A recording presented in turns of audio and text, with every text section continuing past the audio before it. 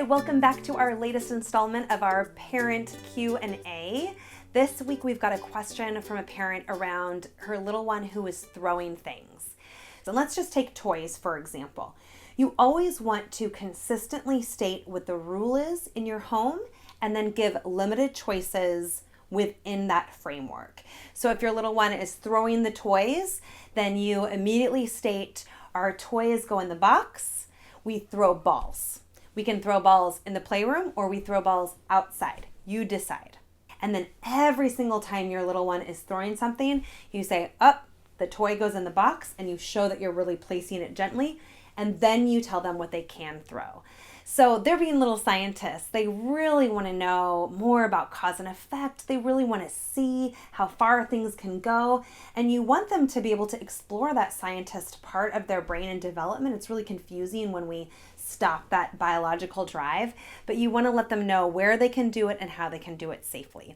And then you just reinforce that rule every single time. You only have to do this a few times when they've thrown their toy. They'll do it a few more times to see if you're serious and if you're consistent.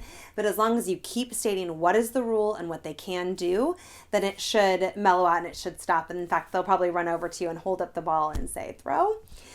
However, the second answer to this question is that the throwing could also be an indication for attention seeking. And this parent did indeed say this is often happening around a new baby with the nanny share, and it's this attention seeking behavior. In that case, the behavior is code for involve me usefully, notice me. So our inclination is to push that annoying behavior away and to say, go outside, go to your room, go away.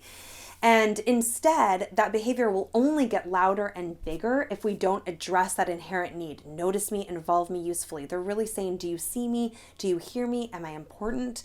So in that case, if you feel that irritation, that attention-seeking type of behavior, it's not about throwing things. You want to just immediately draw them into your world. And again, it's a little counterintuitive, but you want to draw them into your world and say, I need your help with the baby. Will you go get your favorite toy and let's show it to her? Or will you go pick out a diaper for the baby, or a onesie for the baby, or let's pick a book to read to the baby together. So just drawing them in for those few moments of connection and really filling their need to be seen in that moment.